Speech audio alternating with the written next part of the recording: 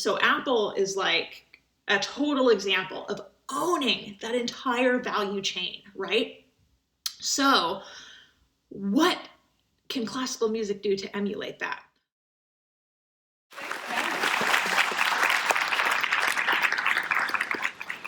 All right. Hello, team New Zealand Symphony. I'm Aubrey Bergauer. I'm so happy to be joining you all today. And I'm especially jealous because here in San Francisco, we are still very much on lockdown. And you all seem to be meeting in person, even having performances. But nonetheless, I am happy to be with you virtually. And maybe you know already the prompt I've been asked to speak about today is innovations happening in orchestras that I've seen over the last year or so. And so I thought there are three main areas I would talk about and share with you. The first is definitely streaming, for sure. COVID really accelerated that for everybody, every industry, not just orchestras, but orchestras in particular for sure. So to put a little data behind that, pre-pandemic, there is a study here by the arts marketing firm Capacity Interactive that showed that pre-pandemic, arts organizations were spending about 30% of their marketing budget on digital compared to all other industries' average of 45%. So pre-pandemic, we were already way under investing in our digital content. And the pandemic really changed all that for us and accelerated that, pushed that forward for so many of us. So to give a couple specific examples of some performances, virtual content that has stuck out in my mind recently. The first is right here in San Francisco. The San Francisco Symphony released a performance called Through Line, in which they commissioned Nico Muhly, the composer, to write a piece specifically for this time. He knew it would be recorded remotely in disparate locations, mixed together, provided to a digital virtual audience in a streaming format. And it was a way also for them to introduce their new music director, Esa-Pekka Salonen. All to say, they made content specifically for this time, commissioned that piece of music. Again, it's called Through Line. The program also had other genres, other types of music. I think everything from a hip hop artist in nearby Oakland they collaborated with to a Beethoven string quartet with members of the orchestra. So really it just was a very different program than you would typically see, at least than I've typically seen from my hometown orchestra right here in San Francisco. Another example that I thought was really great, Carnegie Hall. They produced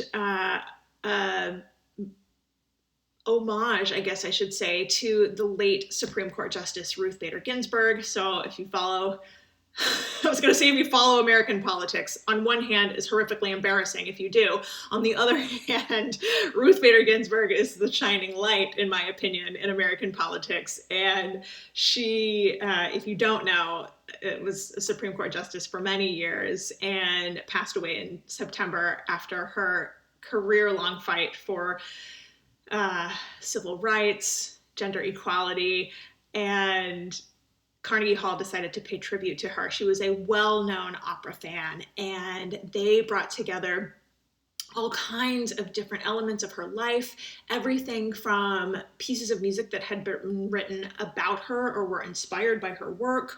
They had those performances. They brought in her living children to talk about their mother, and just sort of brought her to life in that really humanizing way. They showed clips of her at opera companies around the country. They showed a clip of her performing at Washington National Opera. They knew that she loved opera and they gave her a supernumerary role. And they just put this whole compilation together that was a mixture of performances, interviews, behind the scenes type elements, and it just really was a wonderful tribute to RBG, and so different than anything I've seen Carnegie Hall do before. And I was so proud of them for going there and doing that and realizing this is a time to do it differently. One more virtual example, Mercury Soul is a small organization led by composer Mason Bates. Full disclosure, I serve on their board. And during the pandemic, this small organization said, just because we're on lockdown, just because we have to perform distance from each other, doesn't mean it cannot be of exceptionally high quality. And they really, really went all out on, not with the budget investment, but all out on the planning around it, which allowed the production value to be so high. So they did invest in planning an incredible storyboard. The performance is a series of performances called Cathedral. It was filmed in a local has-been church. It previously was a church, very old church here in San Francisco that had been converted in recent years to sort of a social club. Well, that social club was definitely shut down because of COVID, and so they were able to film this performance in the church, hence the name Cathedral, and just really amazing because they did plan so well. Just visual elements, the photography, shots. It's directed like a movie more than any kind of classical music performance I've seen, I think, by any other producer or presenter. So there you go, a few ideas of some virtual content in the organizations that really chose to break the mold from we perform on stage facing the audience. No, they did away with all of that, and I think that was really innovative. Totally separate area, a second body of innovative thinking, in my opinion, is the way over the last year artists have been empowered, both on social media and in this very entrepreneurial way. So to give some examples there on social media, this is an example that my friend Shauna texted to me. So my friend Shauna is like a buyer persona. She is a stay-at-home mom, lives in the suburbs, has a couple kids, beautiful family, like has the minivan, driving them around. And growing up though, she was very into dance. And so she started texting me a few months ago saying, oh my God, Aubrey, Tyler Peck, principal dancer at New York City Ballet, does a bar class on her Instagram account every single day.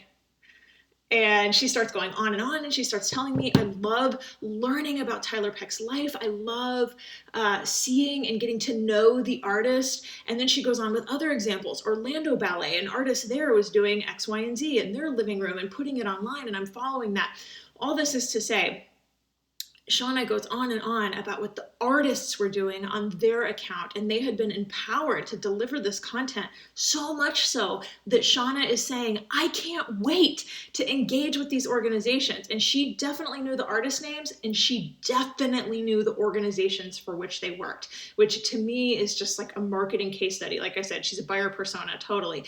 And altogether, I think that's so amazing. Like, what can we do if we empower our artists in that way? Help them run their social media channels. What if we did that? All of our musicians won't want that, but maybe some of them would.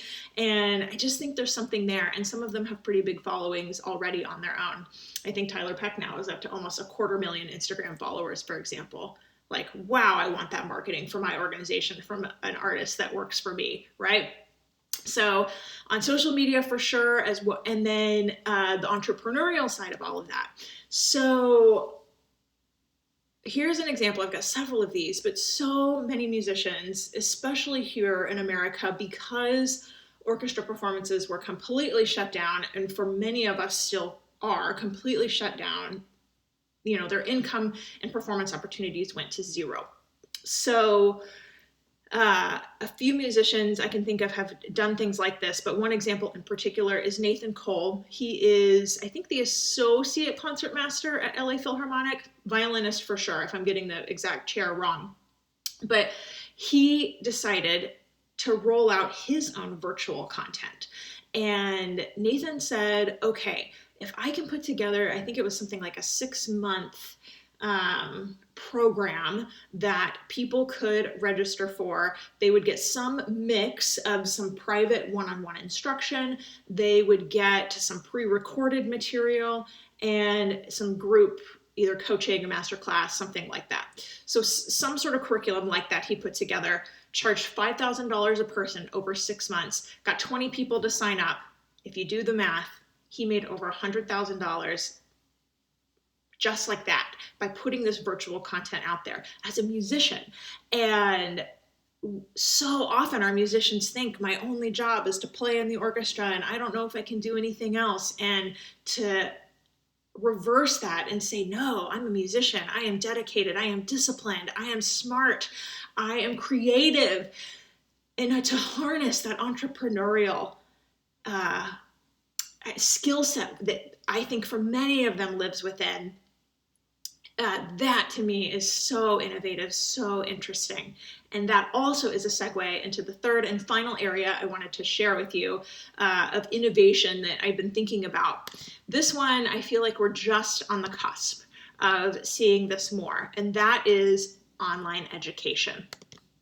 So another way to put this is I like to say vertical integration, and that is a term that comes from Scott Galloway. Well, he didn't coin the term. I think the term is a broader business term, but Scott Galloway is a professor at the NYU School of Business, and I've just been really interested in eating up his work lately.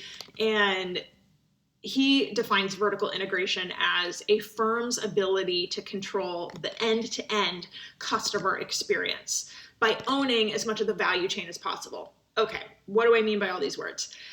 Apple is a great example of this, and then I'm going to apply it to us as orchestras. So Apple, for example, they control the hardware. There are multiple devices. I can have a PC. I'm recording this on my laptop, Apple laptop. I could have done it on my iPad, the phone. I got the AirPods in, like you get it. I got the watch, like, you know, they have the whole suite of hardware. They own the software, all the apps running. I'm recording this on QuickTime right now. They own the entertainment on them, Apple Music, Apple Plus TV. Like I said, accessories, wearables, the watch, the AirPods, the Beats, when they bought Beats, those headphones, they sell all these products in their stores, which they own, those brick and mortar stores.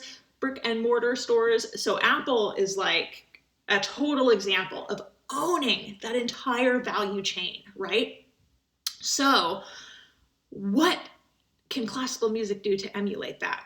Well, I've been like really spinning with ideas on this. I think there is so much about classical music that is not normally available through an orchestra that could be. So one example of that is private lessons with musicians, the Nathan Cole example I just gave.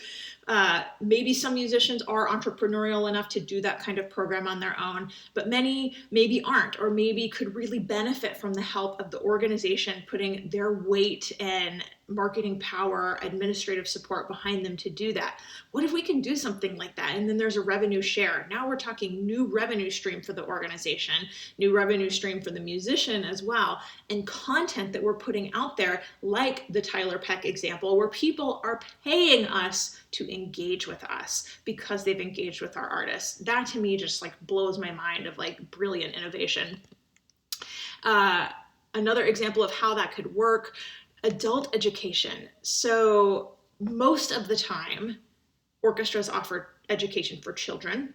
And most of the time, the only way adults get education beyond college is continuing education offered by colleges and universities. So orchestras have a huge opportunity to step into that space, and already higher ed is so ripe for disruption. That's a whole nother conversation I could talk about for a long time.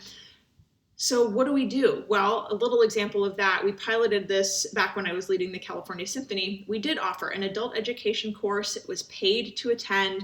It was sort of a music appreciation 101 type of format over 4 weeks.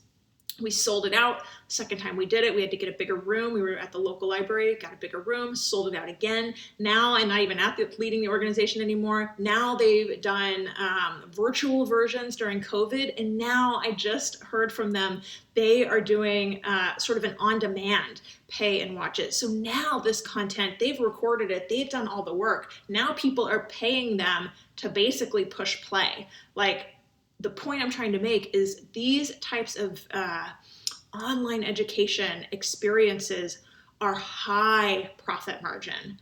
High profit margin. When we produce a concert, it's a negative profit margin, right? We play a concert and we lose money. That's why we have to have donations, government funding to make up the difference in what it costs to produce our art, right?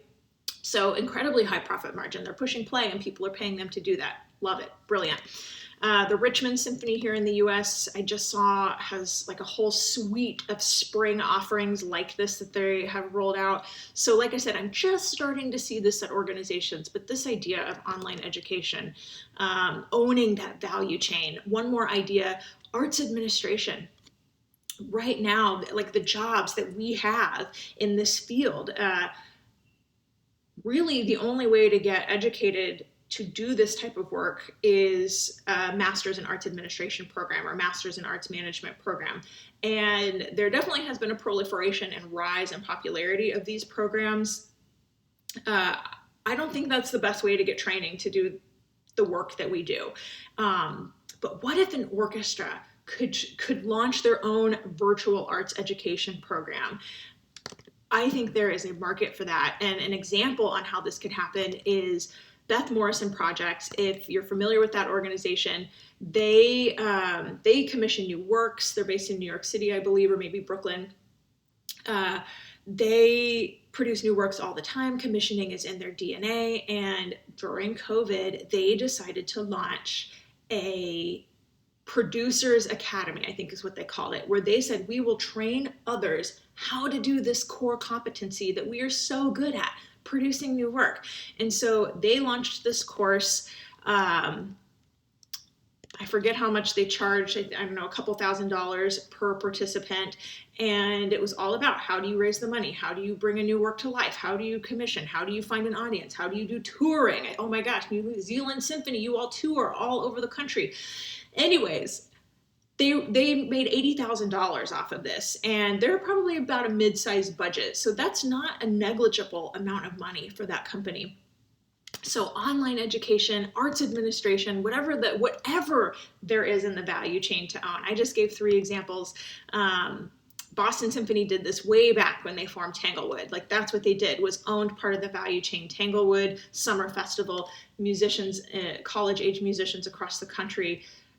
It's like the program to get into for the summer festival if you're pursuing a music degree, or especially here in the US, I should say. And so I think about that example of they created an analog version of this years ago, before we had any of this technology to offer it virtually, which means the profit margin can be there. And then the reach we can have on who we serve, who we engage with, our brand, it just elevates it and extends it so much. So that, I think, will do. That's our 3 areas that I'm thinking of that have really, in my mind, sparked innovative thinking, been examples of innovative thinking over the last year or so.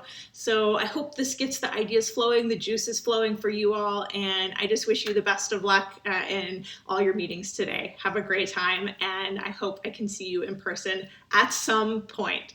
Thank you.